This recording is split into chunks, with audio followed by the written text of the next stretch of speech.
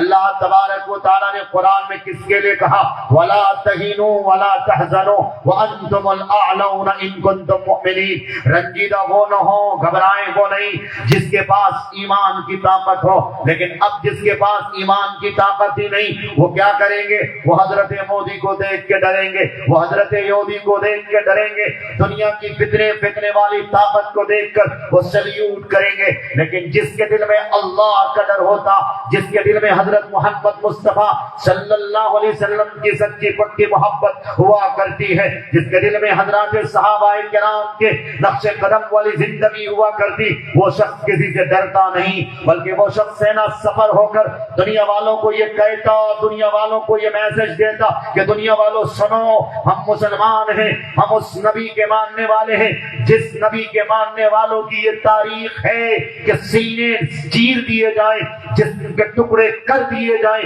ہاتھ اور پیر الگ الگ کاٹ دیے جائیں، لیکن وہ مسلم قوم ہے، اور مسلم قوم کے وہ جانباز سپاہی ہوا کرتے جو اسلام سے پھیرا نہیں کرتے۔ ہے ہمارے پاس بلال حبشی رضی اللہ تعالی عنہ کی تاریخ، ہے ہمارے پاس حضرت عمار اور حضرت یاسر اور حضرت خباب کی تاریخ میرے پاس ہے، اور مسلم قوم کو یہ سمجھنا چاہیے، اور خاص کر ہماری نوجوان نسلوں کو یہ سمجھنا چاہیے کہ ہمارے جسم کے ٹکڑے بھی کر دیے جائیں، لیکن ہم جس کلمے کو پڑھتے ہیں یعنی لا الہ الا اللہ محمد الرسول اللہ، اس کلمے سے نہ ہم ایک انچ پیچھے ہٹ سکتے، نہ ہم ایک انچ آگے آ سکتے، بلکہ کلمہ جس طرح ہم سے زندگی گزارنے کا مطالبہ کرتا ہے ہم ویسی زندگی گزاریں گے۔ اگر آپ کے دل میں بھی یہی جذبہ ہے تو آپ مسلمان ہو، اگر یہ جذبہ نہیں ہے، اگر آپ یہ سمجھتے ہو کہ دین میں مصلحت کہاں ملے گی، آپ اگر یہ سمجھتے ہو کہ نہیں صاحب جان تو بہت بڑی چیز ہے، تو یاد رکھو میں آپ کو علل اعلان یہ بتا دینا چاہتا ہوں، جس طرح سے غزہ کے مجاہدین نے، فلسطین کے لوگوں نے، مظلوموں نے، نہتے لوگوں نے جنت کے خواب دیکھے اور اللہ کے کلمے کو بلند کرنے کے لیے اور قبلہ اول مسجد اقصی کے تحفظ کے لیے اپنے جسم کے ٹکڑے تو کرا دیے، لیکن اسلام کے ساتھ، شریعت کے ساتھ، قرآن کے ساتھ اور نبی کے شہر کے ساتھ اس نے سمجھوتا نہیں کیا۔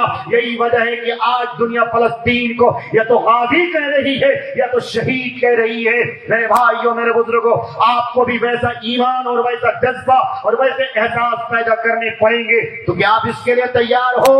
پیشی ہاتھ اٹھاؤ گا انشاءاللہ۔ آپ سب نعرہ تکبیر، نعرہ تکبیر، نعرہ تکبیر۔ میرے بھائیوں، میرے بزرگوں، یقین جانے میں آپ کو بتانا یہ چاہتا ہوں، آج ہماری قوم میں سب سے زیادہ اگر کوئی صفت پائی جاتی ہے، کوئی برائی پائی جاتی، تو ہماری قوم کے 99% لوگ بزدل ہو چکے ہیں۔ اور بزدلی آئی کہاں سے جانتے ہو؟ بزدلی آئی کہاں سے؟ بزدلی آئی دراصل شیطان کے پیروی کرنے سے، ابو جہل و ابو لہب کی اولاد کے پیروکار ہونے کی وجہ سے۔ آج بہت سے مسلمان ایسے ہیں جو جبوں و دستار میں ملبوس نظر آتے، جن کے پاس لمبے چوڑے جبے بھی نظر آتے، ٹوپی بھی نظر آتی، داڑھی سے ایسا لگتا فرشتے بھی لٹک رہے ہوتے، لیکن ٹی وی اسٹوڈیو پہ بیٹھ کر حکومت کی ملائیاں کھاتے، حکومت کی طرف سے نمائندگی کرتے۔ اتنا سخت قانون وقف امینڈمنٹ بل، جو اب بل نہیں رہا بلکہ ایکٹ بن چکا، قانون بن چکا، جس وقف امینڈمنٹ بل قانون بننے کے بعد مسلمانوں میں ایک بے چینی ہے، مسلمانوں میں ایک ایسی بے چینی کہ اب سے پہلے ہندی مسلمانوں میں اتنی بے چینی نہیں آئی تھی۔ کیوں؟ اس لیے ہمارے بڑوں نے کہا اب سے پہلے ایسا کوئی قانون نہیں بنا تھا، خاص کر آزاد ملک کے بعد، یعنی دنیا کا سب سے بڑا سیکولر ملک اگر کوئی ہے تو وہ ملک بھارت ہے، سب سے بڑا کوئی لوکتانترک ملک ہے تو وہ ملک بھارت ہے۔ اس لوکتنتر والے ملک میں، اس سمویدھان والے ملک میں، اس جمہوری نظام کے تحت چلنے والے ملک میں اگر سب سے خطرناک کوئی قانون اب تک بنا ہے تو وہ جانتے ہو کون سا قانون ہے؟ وہ قانون وقف امینڈمنٹ بل کے قانون کے طور پر ہے۔ یہ وقف امینڈمنٹ بل کیا ہے؟ جانتے ہیں آپ مسلمانوں میں 99% لوگ ایسے ہیں.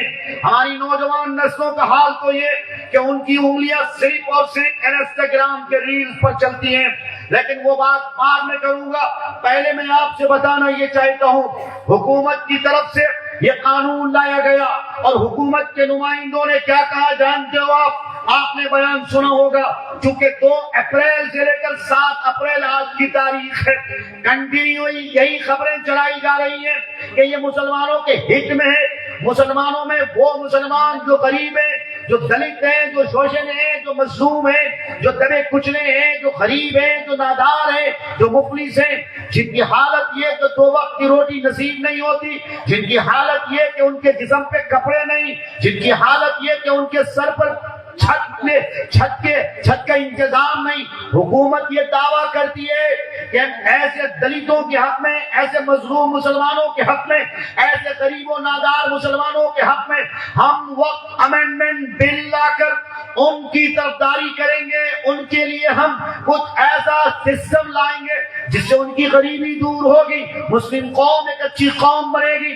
نہیں, حکومت یہ کہتی تو ہے, لیکن یاد رکھو ایک متنبی کا شعر ہے, لا تنہا عن خلق وتأتی مثلہ عار علیک اذا فعلت عظیم. اور قرآن کریم میں اللہ تبارک و تعالی نے کہا لم تقولون ما لا تفعلون, جو تم کہتے ہو وہ کرتے نہیں. اور منافق کی سب سے بڑی علامت یہی ہے. اچھا, ان کے کہنے میں اور ان کے کرنے میں کتنا ڈیفرنس, کتنا فرق ہے. گرہ منتری پارلیمنٹ میں بھرے سبھا میں یہ کہتا ہے ہم یہ بل اس لیے لا رہے ہیں تاکہ مسلمانوں کے مظلوموں کی مدد ہو سکے, مسلمانوں کے غریبوں کی مدد ہو سکے, مسلمانوں میں جو بچھڑے ہیں, دلت ہیں, کمزور ہیں, ان کی مدد ہو سکے, ان کے ایجوکیشن کو بہتر بنایا جائے, ان کے لیے کوئی بہترین تعلیم گاہ کا انتظام. میں کہتا ہوں مبارک ہو آپ کی تھنکنگ کو, آپ کی سوچ کو, آپ کے مسلمانوں کے ہت والی سوچ کو.